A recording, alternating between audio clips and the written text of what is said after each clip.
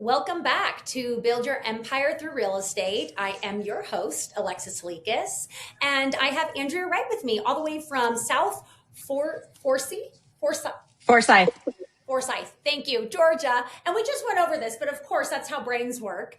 And you are an incredible team leader there in Georgia. You have over 356 agents currently at your market center. We're so excited to just dig in deep today on how you grew such an incredible market center over the last 8.5 years. Yeah, sure. I'm excited to share. Yeah, and you've been in the role for 10 at that market center. Where did you start your journey? So I started actually at Keller Williams Brazelton location, which is the Barrow Jackson. And what's funny is I wasn't at Keller Williams at all. I was an agent in a leadership role at a different brokerage and had no idea anything about Keller Williams structure, anything.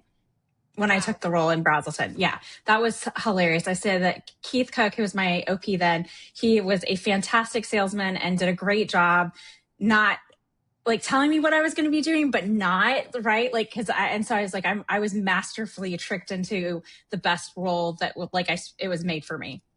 Oh, I love that. Well, clearly, because you've been killing it and it's been over 8.5 years. Yeah, so it's a long time. It is. Well, let's do a formal introduction. So for those that are listening, they can learn a little bit quickly about you before we dive into the nitty gritty systems and all the things. So Andrea is a seasoned real estate leader with a proven track record of building and managing high performing teams. With over 2 decades of experience in the industry and 10 years as a team leader, she has a deep understanding of real estate and a passion for consulting agents to achieve their professional goals. As the team leader of KW in South, you got to tell me. Forsyth. Andrea has successfully led the team to significant growth and recognition, positioning it as one of the top performing Keller Williams market centers in the nation. Under her strategic leadership, the team has grown from 154 agents, you guys, to over 360 now, 356, with 116 agents achieving their prestigious CAP distinction. Her commitment to fostering a collaborative and supportive team culture, coupled with her strategic leadership, has resulted in significant achievements, including consistently being ranked in so guys, listen to this, top 10 market centers in the KW Southeast region for net gain, top 10 market centers in the KW Southeast region for gross gain, the top 50 within KW market centers for net, top 50 within Keller Williams market centers for gross, top 30 Keller Williams for owner profit, and drumroll please, top 30 Keller Williams market centers for total profit entirely. Welcome, Andrea. Thank you. Well, with that many accolades, I'm sure it's just been a walk in the park. Sure. Yeah, that's that's a good one. Yeah. No, it's funny is that it's so much consistency over time as you show up, you do the right things, and it's time on task over time, right? And there's no easy button, there's no shortcuts. And that's really what that looks like. Yeah, absolutely. You talk about consistency, and we talk about that a lot on this podcast, whether it's an owner partner, a brokerage owner, a team leader, a mega agent listening.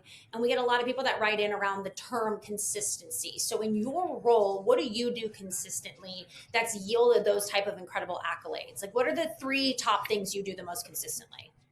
Well, honestly, my job as a team leader is the same as a team lead that's running a big team, right? It's exactly the same role. And instead of listings, you're having recruiting appointments, but you're always looking for talent. And talent shows up in a lot of ways. And I will tell you is that the first thing is being super clear on who is our ideal client. Who do we want to be in business with? Who is our target person? I will tell you first and foremost, I am not the one that's like, hey, you've got a pulse, come join our market center. I'm like, are you a nice human? Like, because I can educate you and we can consult with you and help with our training and everything to get you where you want to go in your business. But if you don't fit our culture, you're just not a fit for us. It doesn't mean Keller Williams isn't a fit. It's just that our market center isn't a fit. And so that's the first and foremost thing is like, who are you? And are you a fit with us?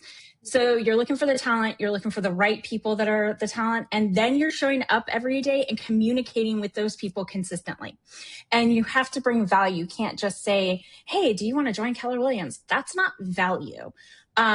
That is an annoying call, right? Like, so how do you bring value? And that shows up in a lot of different ways. Just like when you are a mega agent and you are sending items of value to your clients or pop buys or stuff like that. It shouldn't always be the same thing. It should look different, but it needs to be consistent. Yeah, I love that.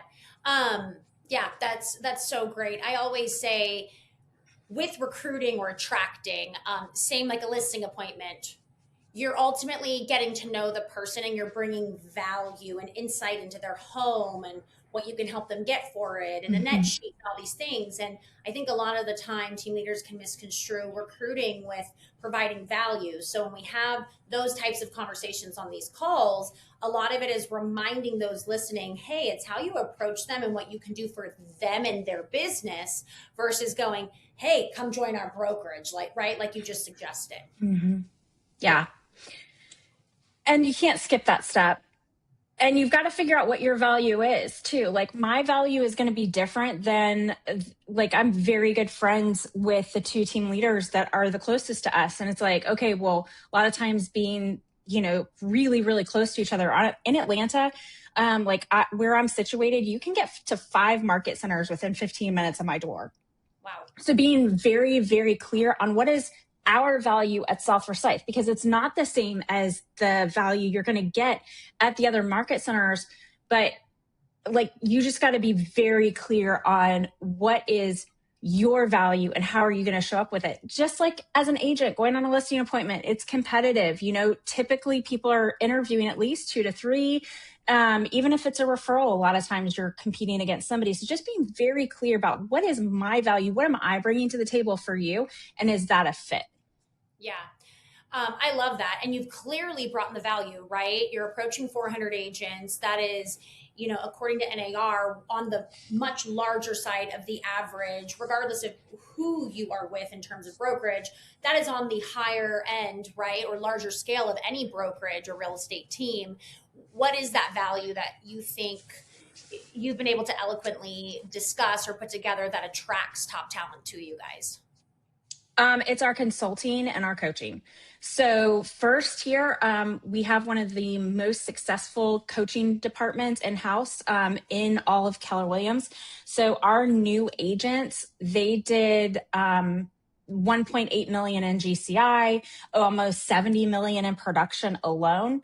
Our over a third of our office caps every year, which is at least 2 million in production. That is unheard of in those, like you said, when you start getting into those stats with that many people, just having a third of your agents producing that much is just not the average.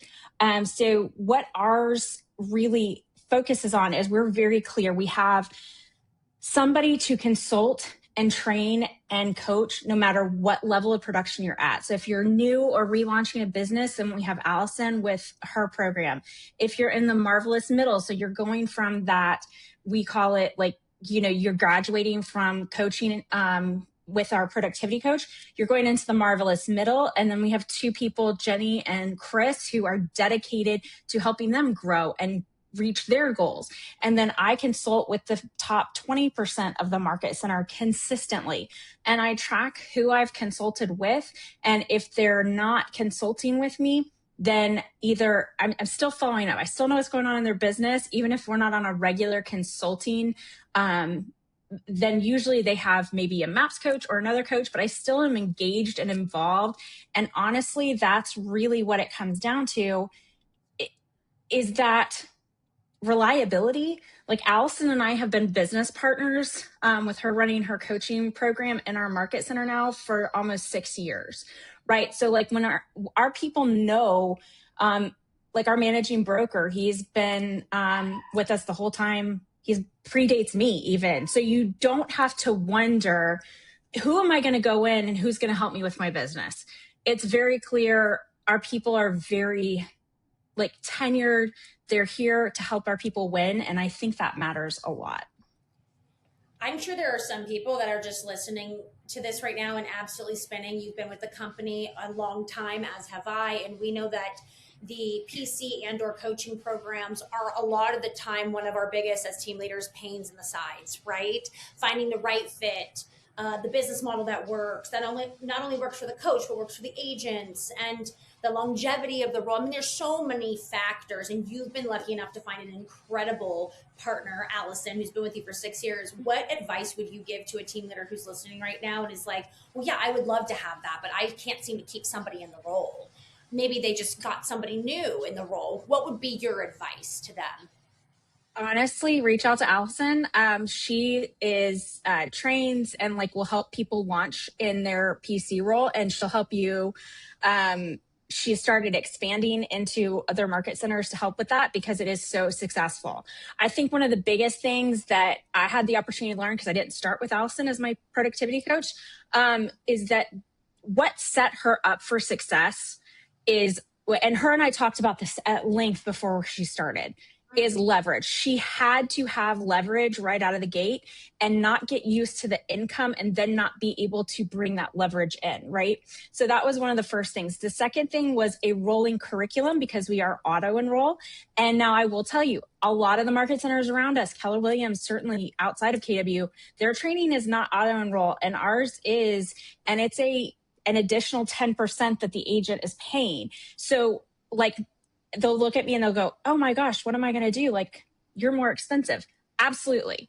Because when you go to college, do they pay you or do you pay them? Well, you pay them, right? And so I know, and we have the numbers now too, it's very easy to show, like, you can't replicate this. But the other piece of it is, so it's auto enroll. So she's not, she helps grow the office. So she helps recruit, and then she's not having to then recruit within the office, right? Because it's auto enroll. So she's helping me build the office as well as us recruiting to her program.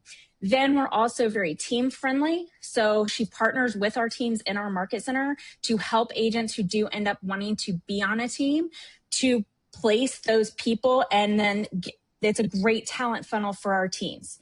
Then on top of that, when you're thinking about, okay, who is an amazing productivity coach, is also a former school teacher. They understand how to write curriculum. They understand how to make that kind of be seamless and roll. But really, that starting with that leverage piece, because your productivity coach needs to have a leverage with them, because they're on call a lot more. She's answering questions 7 days a week, whereas I'm not. To be totally transparent, I get 1, maybe 2 calls on the weekend, maybe, because I don't believe there's anything that's a real estate emergency. However, if I'm a brand new agent, I don't know how I'm filling out this contract, or client doesn't know how to, it's just like not understanding me, right? That's different. So she has a team of 2 assistant coaches, a director of ops, and a part-time admin. And so between all of them, there is coverage 7 days a week. So that has been tremendous in launching her for success. Wow, that's that's absolutely incredible. And clearly, like you said, the numbers and the proof are there. How many people are in the program currently? 130, give or take. I can't tell you if it's like 132 or 133, but yeah, it is absolutely amazing. They average about 10 to 15 deals a month, and they are consistently about 25% of my company dollar. Wow. I mean, if nothing else, those that are listening right now are absolutely getting gold, because this is substantial. I mean, it is one of, like I said, as a team leader, it can be one of our biggest pain points, is really having a coaching company that's making an impact. And like you said, yeah, it's contributing at a high level to the company dollar, and that's the goal. And people are doing business. That's so awesome. It really is. Yeah. What's a piece of advice that you've gotten in this role that you can absolutely not live without? So I thought a lot about that, because you sent me the questions, and I will have to say that you have to remember, sometimes you have to slow down to speed up. And that's what my OP says to me all the time. She's like, you're going to have to slow down a little bit. And it's because you've got to give the people around you a chance to catch up to how fast you're running. And you can sometimes create so much chaos for the people around you because you're running and doing the next thing and doing the next thing and doing the next thing. And they're like, oh my gosh, what are you doing? You started 9 new things. And like, we're just trying to run in behind you and keep up. And so remembering to slow down and remembering, so I do one-on-ones with my, like top leadership every single week. And one of the things Kim always says to me is like, always make sure the last question you ask is, how can I support you at a higher level? And that is the easiest way for you to remember to slow down enough and see what do they need support with, because you are throwing a lot at them. And so just remembering that is that not everybody can run as fast as we are, much less like, I'm not the details person, right? So people are like, hold on, I'm not done with the last 5 things you gave me, because there's, you got to put in all the things behind the scenes so it looks good. So remembering to slow down to speed up. Yeah, I love that. I can personally relate very much. And that's something that I go over with many, many team leaders or OPs, whoever I'm working with, right? Especially on a one-on-one capacity. It's drivers, leaders, yes, team leaders. Everybody else is like, wait a second, hold on, right? And thank God for the details people, because we don't happen to be one of them. And we need them, right? But yes, slowing down to speed up is a huge topic we cover often on these calls. Yep, absolutely. What's one of the biggest system drivers that has helped you slow down to speed up? Like I said, don't skip the one-on-ones with the people who make you, like, we're only as good as our weakest link, right? Like, so whoever is the weakest link in any team or any chain, like slowing down enough to not forget those one-on-ones, because you're going to identify gaps that you can close faster. You're going to be able to keep up. And then the other thing I would say is like, don't skip your daily team huddles. And I don't care if you're a rainmaker or team leader, like you can't skip that. And that is one of the things, Hope Brazel she's been a team leader for even longer than I have. She's amazing. And it's one of the things when we're talking with newer team leaders is like, we're seasoned ones, unfortunately. Like, that's the first thing they skip is like, because it's like, you know how to do your job. No, those aren't for like, let me tell you how to do your job. It's like, hey, what's going to make, I remember Brady Sandell saying this, is like, what's going to make today a win for you? And that's what he said in his huddles or in something. And I was like, oh, that sticks. Because I used to say, what's your big rock for today? But it's like, no. What's going to make today successful to you? How are you going to know at the end of the day, I won the day today? And then it's like, okay, if somebody else has a big thing that they're working through and somebody else has like, oh, well, I've only got this, I can pivot and come over here and help the team by pushing this forward. If you're not having those conversations, you don't know that. And so it really will keep you guys in alignment. It keeps the relationships good. It keeps everybody on the same page. And it's really not replaceable. I'm really glad you brought this up, because as many guests as I have had on this podcast, that's actually one topic that really hasn't gotten the importance, nonetheless, of the one-on-ones with your leadership staff, and consistently, I should say, weekly, and the morning huddle. And interestingly enough, even in my experience, it is the first thing to drop. It is, I've worked with hundreds of team leaders, and I would say over 50% of the time, that's the one thing that is like, well, we just skipped it. Well, we just skipped it again. And we didn't have the time, or people were running late, and we just skip it. And I think what you just said is a gold mine, because no team can be efficient without everybody knowing what each other are working on. And like you said, if you have a little bit more time in your day, or you see a gap in somebody's big rock project, it's all about shifting and what you can slow down to help them focus on to get ahead. Yeah. And two, sometimes somebody on your team may not understand what is, because in my head, I'm like, okay, we're always putting everything on our 411s and it should be ranked according to ROI, right? Well, not everybody on the team is going to see the same things having the same weighted ROI as I am. And they shouldn't have to, right? Like, that's part of the conversation is like, oh yeah, I know you're working on that. Hey, could you slide this up here? And then I watch often leaders get frustrated because their team was like, oh, they were working on this because it was a checklist item, right? And it was just where on their paper that item was showing up. They didn't know that this needed to be up here. And I see that with rainmakers. I see that with team leaders, like across the board. It's like frustration, even with their admins, like that listing had to be priority. That needed to go in like right now. Right. But do they know that? Do they have, I like the 4 quadrants, what's urgent and important, what's right, like the 4 quadrants. And so them having the tasks that are urgent and important, so they know for them personally what needs to go into that box, it helps as things pop up throughout the day, and they're going to, right? Like we're not going to cover everything in our morning huddle, but let's say we got 90% there and the 10% that pop up, but then now I can quantify where does this go? And I'm not feeling, and our teams feel less pulled, less jerked. It's like, okay, yesterday I know I said this was going to be my win, but then this came up and I knew this went into this quadrant. And so now that got prioritized. It's like, excellent. Absolutely. Right. So and that takes time, and you're always going to have turnover, right? Like I don't think, I think a big disconnect for people is that people are going to stay with you forever. You're not getting married. And even if you were, most of the time, statistically, that may not even last forever, right? So like, just know that whatever you can do to make things easier on your teams and make things systematized in the sense of like it's replicatable and I don't have to then go guess what my 20% is, it will make it easier and not so heavy on them too. Yeah. I think one thing that you said that I caught, and my team, we work really efficiently on is the 4 quadrants. But for me, I'm more of a like, hey, this is the first iteration date or the date that it's due or whatever it might be. Because I think that without those expectations, again, our job as leaders is to push the business forward.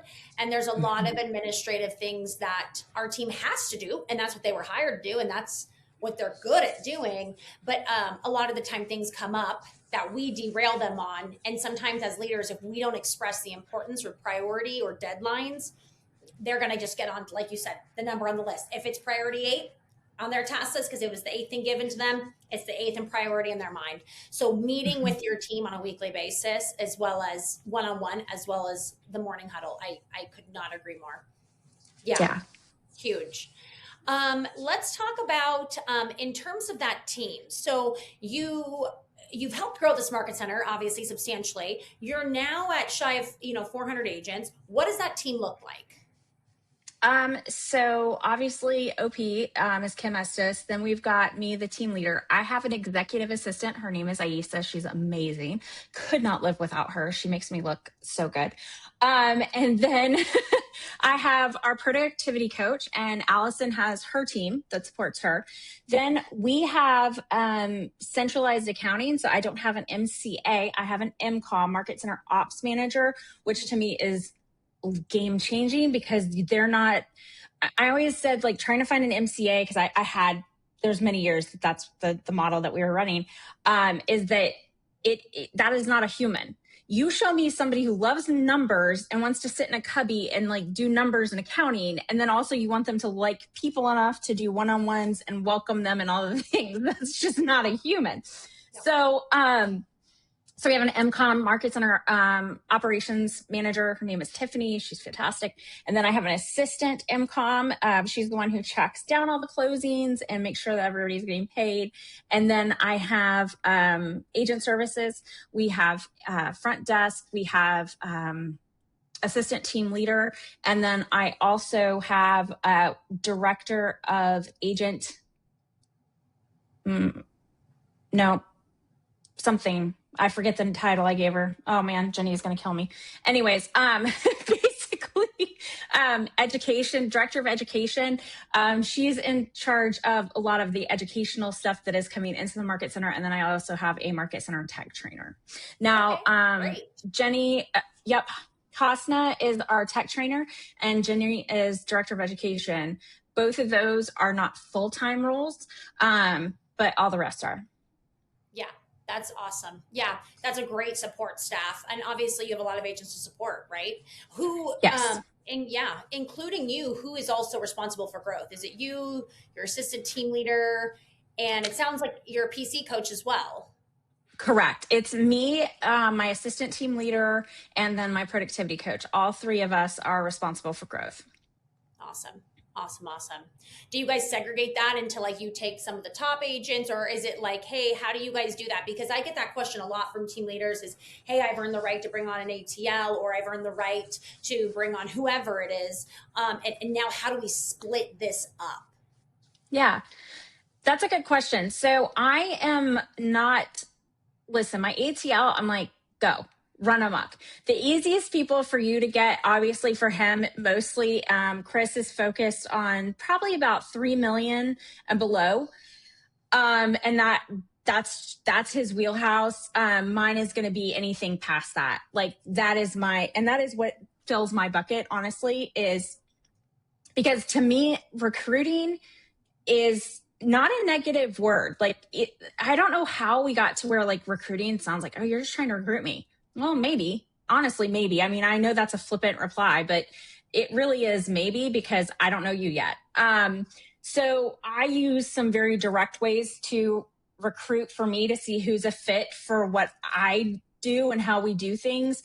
I recruit most of my production through running unbranded generic masterminds. They're very successful and do really well with that.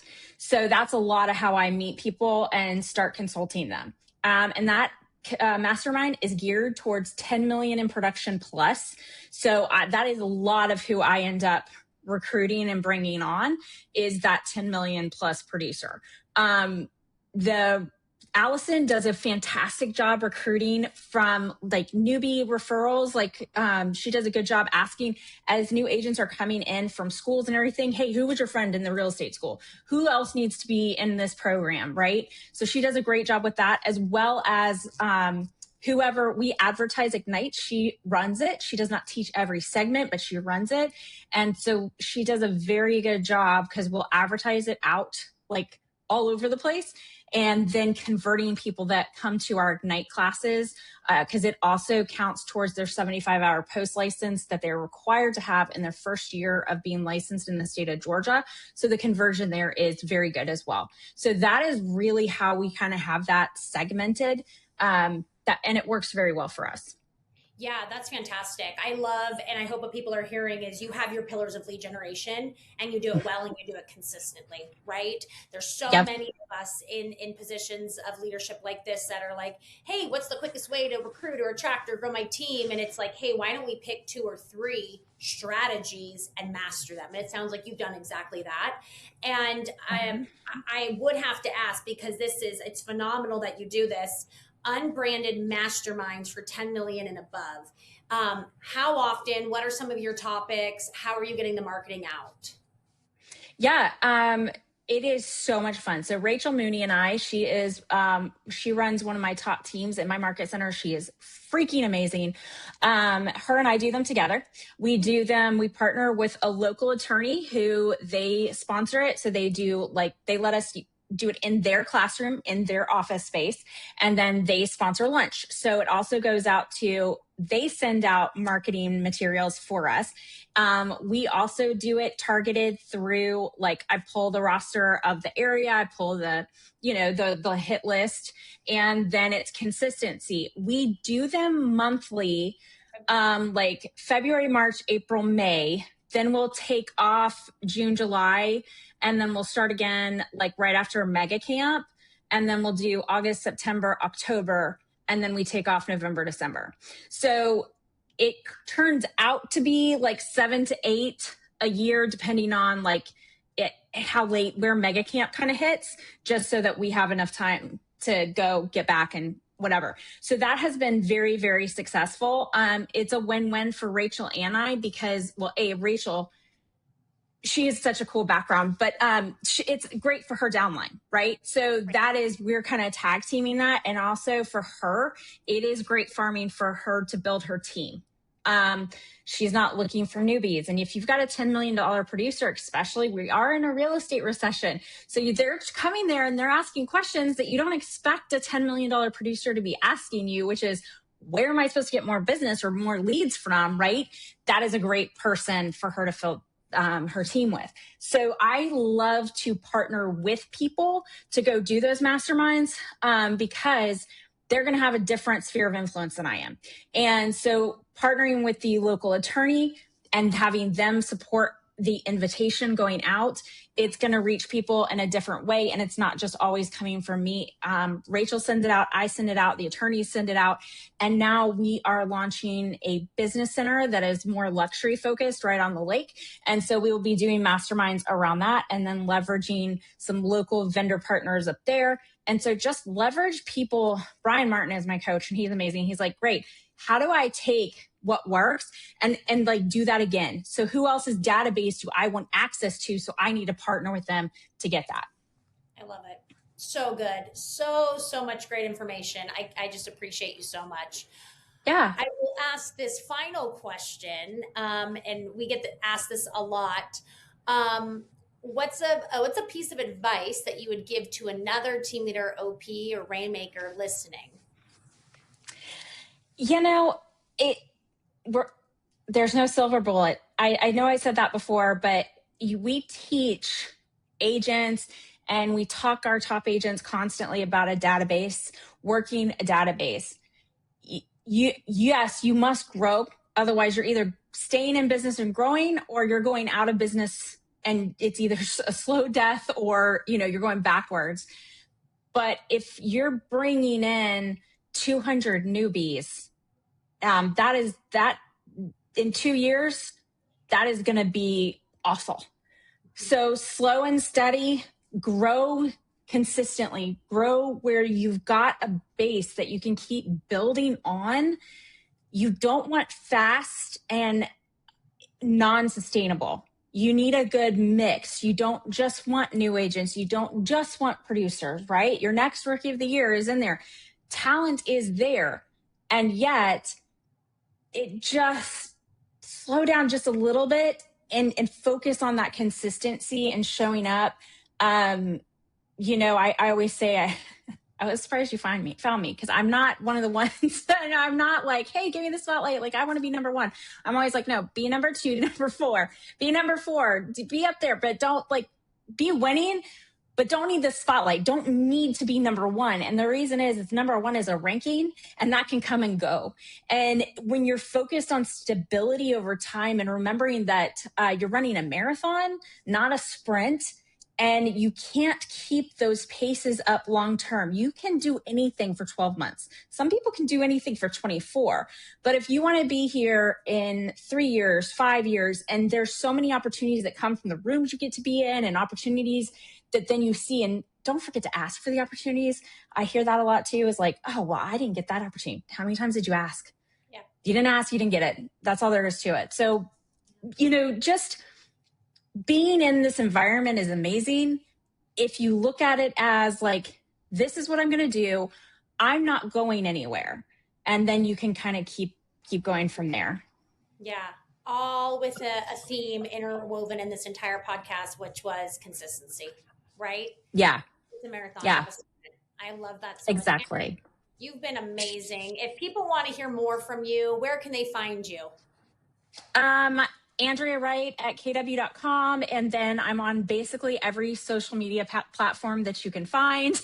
I put out an abbreviated podcast from anything I'm teaching every week. So it's not as me and you, but I'm constantly consulting and the top agents in the marketplace and then teaching and training every single week. And that's on YouTube.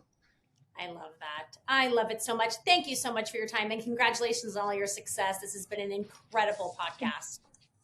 You're awesome. Thank you for having me. I really appreciate it. Thank you.